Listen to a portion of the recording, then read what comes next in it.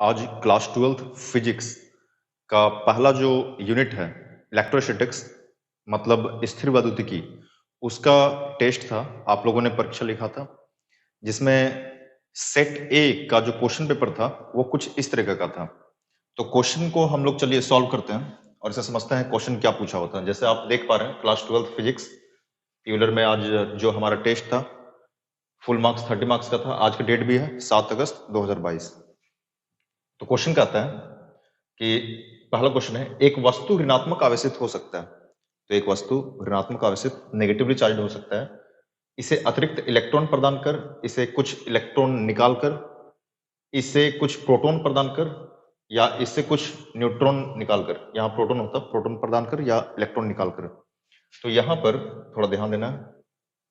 तो जब कोई वस्तु ऋण आवेशित तभी होता है जब हम उसे कुछ एक्स्ट्रा इलेक्ट्रॉन प्रदान करते हैं। तो कौन सा ऑप्शन सही हो जाता है? ए, इसे अतिरिक्त इलेक्ट्रॉन प्रदान कर। चलिए दूसरा क्वेश्चन कहता है निम्न में से कौन सा विद्युत क्षेत्र रेखाओं का गुण नहीं है। तो विद्युत क्षेत्र रेखाओं का गुण नहीं है पूछ रहा है। तो विद्युत क्षेत्र रेखाएं बिना किसी बाधा के सतत वक्र होती हैं, ये कह रहा है। तो बिना किसी बाधा के सतत वक्र मतलब इस तरीके से वक्र रेखाएं होती है ना, जो धन आवेश से प्रारंभ होकर के ऋण आवेश में समाप्त हो जाती है। तो ये सतत वक्र होती है, ये तो सही है। दो विद्युत क्षेत्र रेखाएं कभी भी प्रतिच्छेद नहीं करती है, यह भी सही बात बोल रहा है कि दो विद्युत क्षेत्र रेखाएं कभी भी प्रतिच्छेद नहीं करती हैं, सही है, यह भी गुण है। क्षेत्र रेखाएं धन आवेश से प्रारंभ होकर ऋण आवेश में समाप्त हो जाती हैं, यह भी सही बात है। धन आवेश से प्रारंभ होकर ऋण आवेश में समाप्त हो जाती है। यह बंद लूप बनाती है। बंद लूप तब होगा जब धन आवेश से प्रारंभ होकर ऋण आवेश में विद्युत क्षेत्र रेखाएं आएंगी और वापस ऋण से धन में जाएंगे। तो हम देख पा रहे हैं यहाँ पर तो बंद नहीं होता है क्योंकि ऋण आवेश से धन आवेश तो नहीं जाते हैं। तो ये विद्युत क्षेत्र रेखाओं का गुण नहीं है। तो ये डी इसके लिए सही होता है। तीसरा नंबर का क्वेश्चन कहता है दो आवेश वायु में r दूरी से पृथक है। जब आवेशों के मध्य k परावैद्युत नियतांक का माध्यम होता है तो इनके मध्य लगने वाला आकर्षण बल हो जाता है। तो पहले में बोल रहा है कि दो आवेश है, प्रारंभ में वायु में पृथक है, कितना दूरी से? r दूरी से। बाद में आवेशों के मध्य k परावैद्युत नियतांक का माध्यम रखा जाता है। अर्थात समझिए, चलिए इसे हम लोग हल कर लेते हैं। जैसे मान लिया यहाँ पर दो आवेश है Q1 Q2, शुरू में वायु से पृथक है, वायु में पृथक है। तो वायु की विद्युतशीलता होती है एप्सिलॉन, वायु की निरपेक्ष विद्युतशीलता एप्सिलॉन। तो इनके मध्य जो लगने वाला बल है इसे अगर F मान लिया जाए तो 1/4 पाई एप्सिलॉन कूलम के नियम से Q1 Q2 बट्टा r स्क्वायर, ये एक समीकरण स्थिति है। बाद में कहता है प्रश्न में कि वायु के स्थान पर कोई एक परावैद्युत माध्यम है। परावैद्युत माध्यम अर्थात कुचालक माध्यम है, इसका परावैद्युत नियतांक k है। यही आवेश है, मान लिया Q1 Q2 है, लेकिन अब परावैद्युत माध्यम इसका नियतांक k है। तो अब बल क्या हो जाएगा? चलिए हल करते हैं। मान लिया नया बल को F डैश से दर्शा रहे हैं, सूत्र वही 1/4 पाई इप्सिलॉन, क्योंकि माध्यम के लिए इप्सिलॉन आ गया, निरपेक्ष विद्युतशीलता माध्यम की, Q1 Q2 बट्टा r स्क्वायर, इस प्रकार से लिख सकते हैं। और हमें एक संबंध मालूम है कि इप्सिलॉन बट्टा इप्सिलॉन बराबर होता था इप्सिलॉन r। तो इप्सिलॉन की जगह कितना लिख सकते हैं? इप्सिलॉन गुना इप्सिलॉन r। और याद रखना है ये माध्यम की सापेक्ष विद्युतशीलता कहलाती है इप्सिलॉन r, और इसे ही हम लोग परावैद्युत नियतांक k कहते थे। तो इप्सिलॉन बराबर इप्सिलॉन गुना इप्सिलॉन r की जगह k भी लिख सकते हैं। तो यहाँ पर अगर लिख दिया जाए तो F dash equals to 1/4 pi epsilon की जगह इप्सिलॉन गुना k Q1 Q2 बट्टा r स्क्वायर। अब थोड़ा ध्यान से देखिए, 1/4 पाई इप्सिलॉन 1/4 पाई इप्सिलॉन मिल रहा है, Q1 Q2 बट्टा r स्क्वायर। तो Q1 Q2 बट्टा r स्क्वायर, इतना पूरा की जगह में क्या हम बल F रख सकते हैं? हाँ रख सकते हैं, इतना का ही मान तो F है, समीकरण 1 से मिल रहा है। चलिए इसकी जगह अगर F रख दिया जाए तो F डैश बराबर F और बट्टा K लिख सकते हैं। तो हम देख पा रहे हैं कि अब जो बल है, जो नया बल है, वो F का क्या हो गया? K गुना कम हो गया, अधिक नहीं हुआ बल्कि K गुना कम हो जाती है। तो कौन सा ऑप्शन सही होता? तो यहां से हो जाता F/K। देखिए F/K। अच्छा, दो क्वेश्चन इसी से संबंधित है, इसका भी आंसर वही हो जाएगा।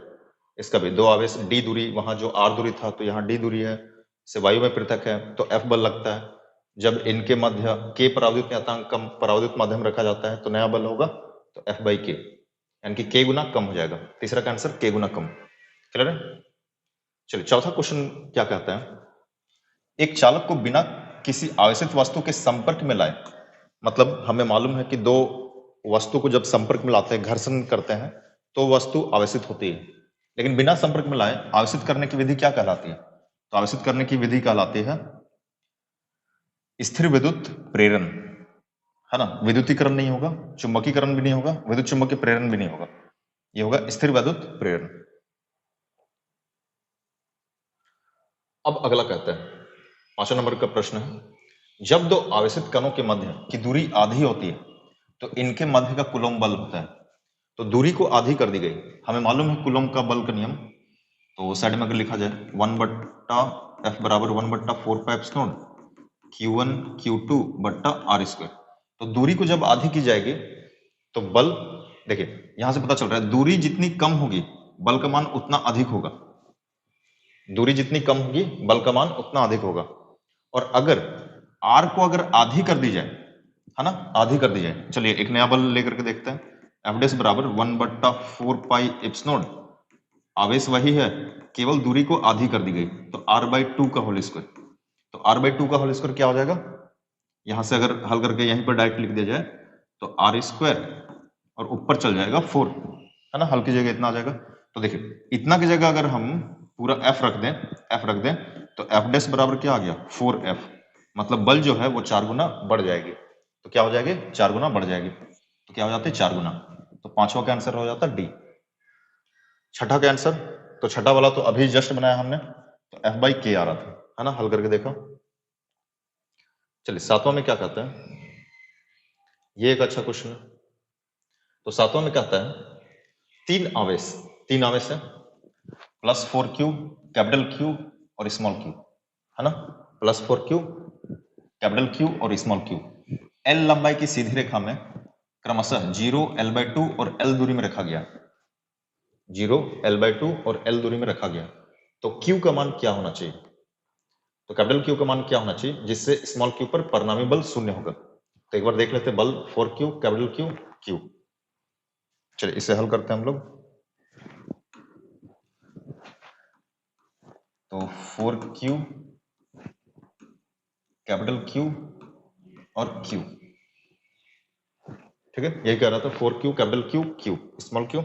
आगे क्या कहता है, L लंबाई की सीधी रेखा में 0, L/2 और L दूरी में रखा गया। तो L लंबाई की ये रेखा है, इसमें 0, L/2 ये आधा हो जाएगा, L/2 और L मतलब यही आ जाएगा, है ना, ये भी L/2, तो L में रखा गया। तो क्या कहता है, कैपिटल Q का मान क्या होगा, कैपिटल Q का मान क्या होना चाहिए जिससे स्मॉल q पर परिणामी बल शून्य होगा। तो क्वेश्चन में कहता है कैपिटल Q का मान क्या होना चाहिए जिससे स्मॉल q पर लगने वाला बल क्या हो जाए, शून्य, इस पर कुछ बल नहीं लगे। देखिए ये जो आवेश है इस पर कौन कौन आवेश बल लगा सकता है, तो इस पर लगा सकता है 4Q और लगा सकता है कैपिटल Q। तो 4Q जब इस पर बल लगाएगा तो कूलम का नियम हमारा पढ़ा हुआ है, तो F बराबर आ जाएगा, चलिए दोनों को जोड़ देते हैं, दोनों का बल कुल मिलकर के क्या होना चाहिए, 0 होना चाहिए, है ना, तब इस पर कोई बल नहीं लगेगा, एक ही बार में बना लेते हैं। तो 4Q इस पर लगाएगा बल, कूलम का नियम K 1/4πε की जगह K ले लिया गया, दोनों आवेश का गुना 4Q1 Q2 होता था, तो 4Q इंटू Q बट्टा दूरी का वर्ग, तो दूरी कितना है कैपिटल L का स्क्वायर, प्लस और एक कौन सा आवेश बल लगाएगा, कैपिटल Q। तो कैपिटल Q जब बल लगाएगा तो कैपिटल Q स्मॉल q, है ना, K मतलब 1/4πε Q1 Q2 बट्टा दूरी का वर्ग। तो अब इनके मध्य का दूरी कितना है, 4Q और कैपिटल Q और स्मॉल q के मध्य ये ना बल लगा रहे हैं इस पर स्मॉल q पर, तो ये बल हो गया, ये दूरी हो गई आधी, तो L/2 का होल स्क्वायर और लगने वाला कुल बल का मान 0, जोड़ करके 0 कर दिया। देखिए क्या किया गया, एक बार 4Q स्मॉल q पर बल लगा रहे हैं, 4Q इंटू Q, है ना, Q1 Q2 बट्टा आर स्क्वायर यानी कि दूरी का वर्ग, तो दोनों के मध्य का दूरी एल था, एल का स्क्वायर। और एक बार कैपिटल क्यू स्मॉल क्यू पर लगाया, तो कैपिटल क्यू स्मॉल क्यू बट्टा दूरी का वर्ग बराबर 0। अब इसको हल कर लेते हैं। देखिए क्या कॉमन आ जा रहा है इन सब में से, तो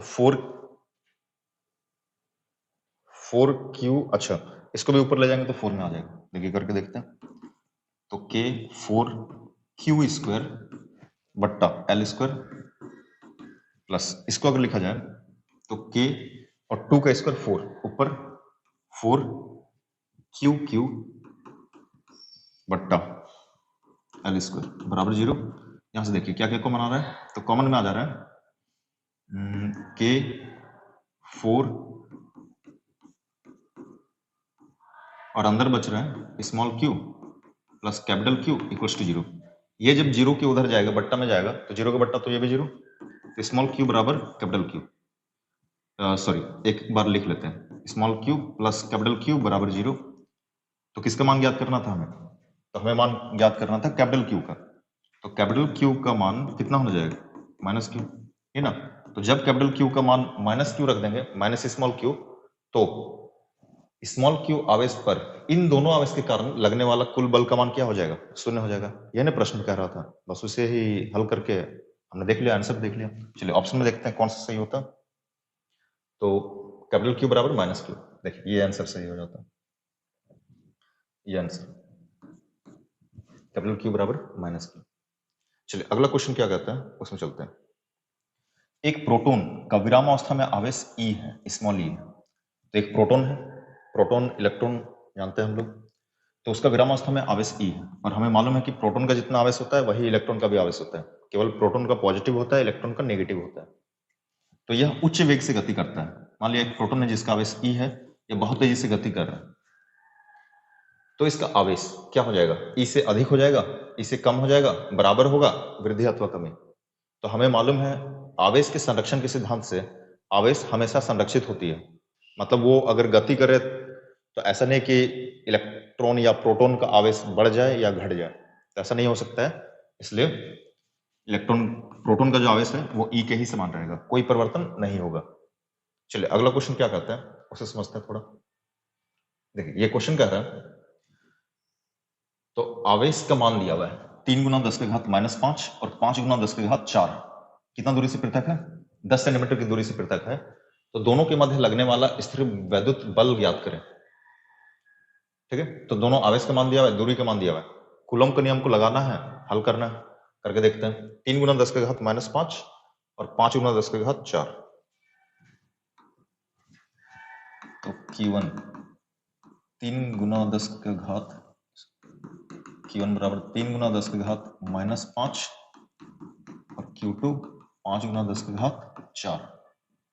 ठीक है, दोनों कूलम में है और दूरी दिया है 10 सेंटीमीटर। एक बार देख लेते हैं, 3 गुना 10 के घात -5, 5 गुना 10 के घात 4, 10 सेंटीमीटर की दूरी से पृथक है, तो लगने वाला बल ज्ञात करना है। चलिए 1/4 पाई एप्सिलॉन, या इसी को K कहा जाता है कहीं कहीं बल नियतांक के रूप में, और मान को रखते हैं।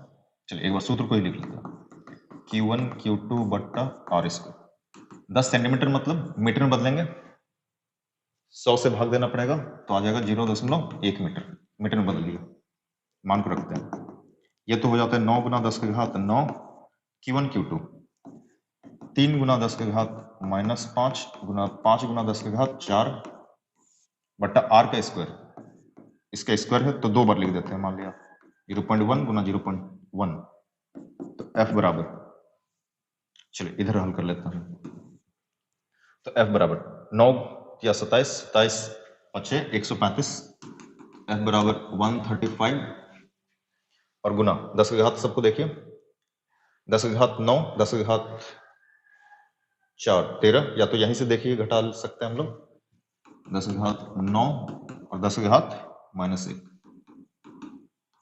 बट्टा पॉइंट पॉइंट लगा है ऊपर जाएगा तो 10 के घात 2 लिख सकते हैं, लिखना है तो यहीं पर लिख देते हैं 10 के घात 2, है ना।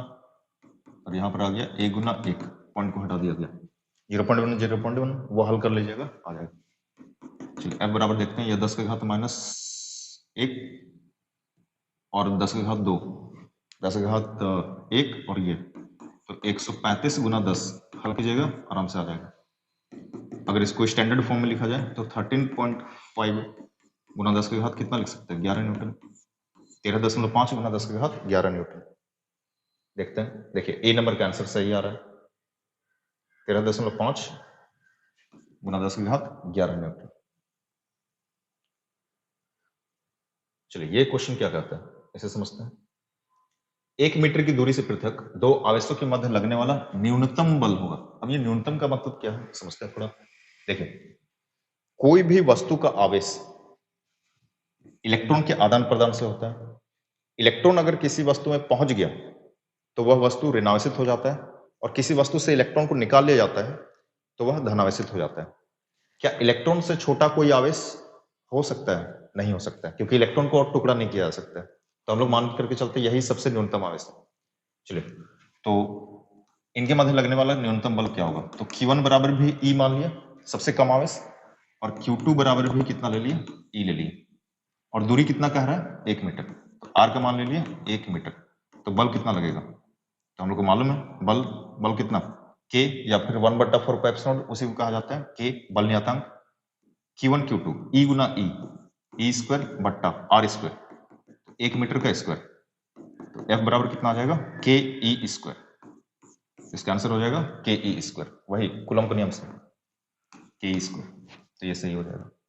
11 नंबर में क्वेश्चन था आवेश के संरक्षण का क्या अर्थ है। तो आवेश का संरक्षण, आवेश का ना तो निर्माण किया जा सकता, ना ही नष्ट किया जा सकता है, यह सिर्फ एक वस्तु से दूसरी वस्तु में स्थानांतरित होती है।